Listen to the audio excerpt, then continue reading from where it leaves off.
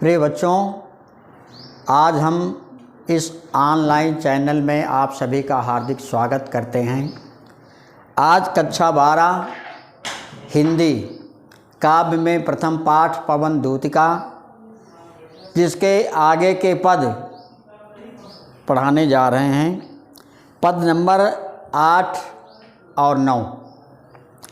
तेरे में है ना यह गुण जो तू व्यथाएं सुनाए, व्यापारों को प्रखर मति और युक्तियों से चलाना। राधा जी पवन को समझाते हुए कह रही हैं कि हे पवन, तेरे में है ना यह गुण, तुम्हें बोलने का गुण नहीं है। तुम्हें बोलने का गुण ना होने के कारण जो तू व्यथाएं सुनाए, तुम मेरी दुखों की कथाओं को, मेरे दुखों की बातों को श्री कृष्ण से कैसे बताओगी। तो व्यापारों को प्रखर मति और युक्तियों से चलाना। व्यापारों अर्थात क्रियाकलापों, जब पवन बोल नहीं पाती हैं तो अपने इशारों संकेतों,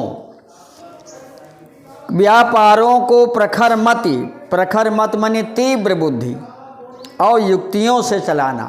हे पवन, तुम्हें बोलने का गुण नहीं है, इसलिए तुम मेरे दुखों की कहानियों को श्री कृष्ण से कैसे बताओगी। इसलिए अपने तीव्र बुद्धि के द्वारा, अपनी क्रियाकलापों से उनको समझाने का प्रयास करना, उनको अपने क्रियाकलापों से समझाना।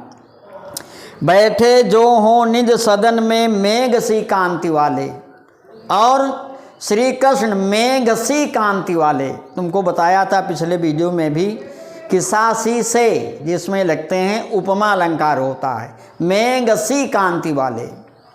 बैठे जो हों निज सदन में मेघ सी कांति वाले, बादलों के समान कांतिमय अर्थात चमकीले शरीर वाले श्री कृष्ण अपने घर में यदि बैठे हुए हों तो चित्रों को इस भवन के ध्यान से देख जाना। मेघ बादलों के समान कांति वाले श्री कृष्ण अपने घर में बैठे हुए हों तो उनके घर में जो चित्र टंगे हों, जो भी चित्र उनके घर में टंगे हों तो उनको बहुत ध्यान से देखना। और जो चित्रों में विरह विधुरा का मिले चित्र कोई, उन चित्रों में से ध्यान से चित्रों को देखना। और उन चित्रों में से यदि किसी वियोगी महिला का कोई चित्र दिखाई पड़े, विरह विधुरा का मिले चित्र कोई, वियोगी महिला का चित्र कोई दिखाई पड़े तो जाके निकट उसको भाव से यूं हिलाना। तो उस चित्र के पास जाकर भावपूर्वक उस चित्र को इस प्रकार से हिलाना कि प्यारे होके चकित जिससे चित्र की ओर देखें। प्यारे अर्थात श्री कृष्ण, श्री कृष्ण जिससे आश्चर्य में पड़कर उस चित्र की ओर देखने लगे कि सारे चिन्ह जैसे, सारे चित्र ऐसे टंगे हैं, एक कोई चित्र हिल रहा हो तो किसी की भी नज़र उसी चित्र पर पहुंचती है जो हिल रहा, क्योंकि बाकी शांत हैं।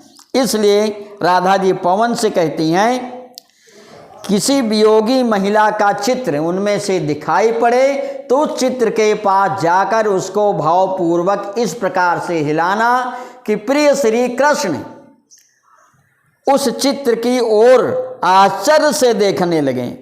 वो आशा है यूं सुरति उनको हो सकेगी हमारी। सुरति माने याद। आशा है यूं सुरति उनको हो सकेगी हमारी।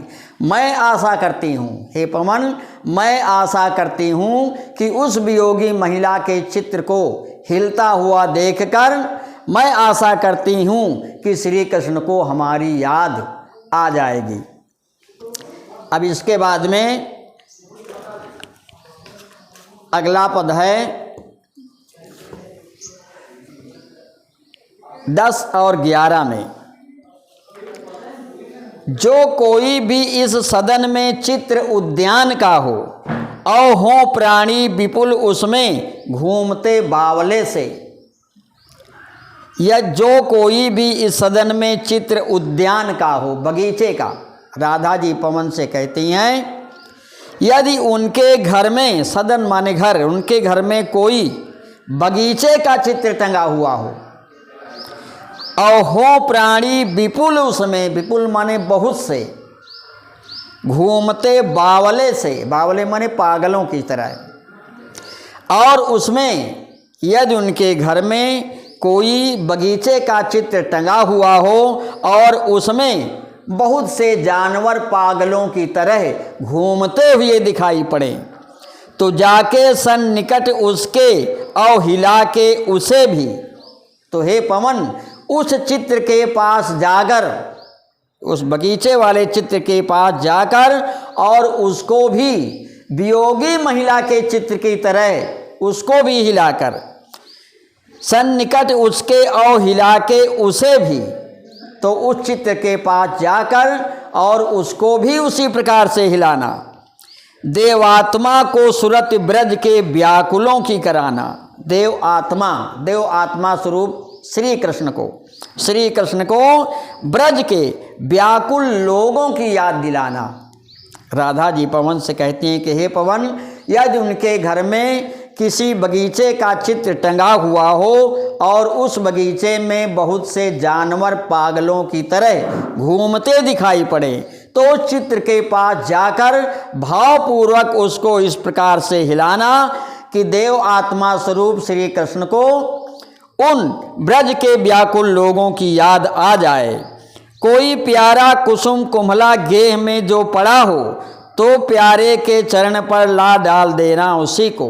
फिर राधा जी पवन से कहती हैं, कोई प्यारा कुसुम कुम्हला गेह में जो पड़ा हो, गेह माने घर, कोई सुंदर फूल और कुम्हला माने मुरझाया हुआ, कोई सुंदर मुरझाया हुआ पुष्प यदि श्री कृष्ण के घर में कहीं पर पड़ा हो, तो प्यारे के चरण पर ला डाल देना उसी को। तो उस पुष्प को, मुरझाए हुए फूल को उड़ाकर श्री कृष्ण के चरणों में डाल देना, उनके पैरों में डाल देना।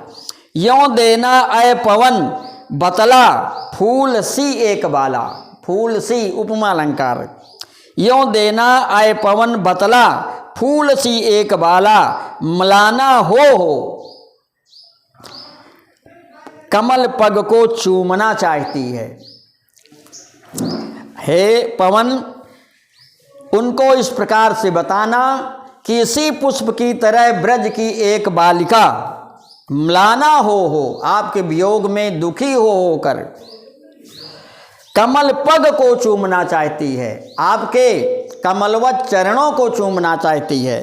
राधा जी कहती हैं कि यदि कोई सुंदर मुरझाया हुआ पुष्प उनके घर में पड़ा हुआ हो, तो उसको लाकर प्यारे श्री कृष्ण के चरणों में डाल देना और ये बताना कि इसी फूल की तरह ब्रज की एक बालिका आपके वियोग में दुखी होकर आपके चरणों को चूमना चाहती है। काव्य सौंदर्य इस प्रकार से है। छंद है मंदाक्रांता, भाषा है खड़ी बोली, शब्द शक्ति है अभिदा, गुण है प्रसाद और उपमा अनुप्रास और मानवीकरण अलंकार है, शैली है प्रबंध। इस प्रकार से ये आज का वीडियो समाप्त हुआ। धन्यवाद।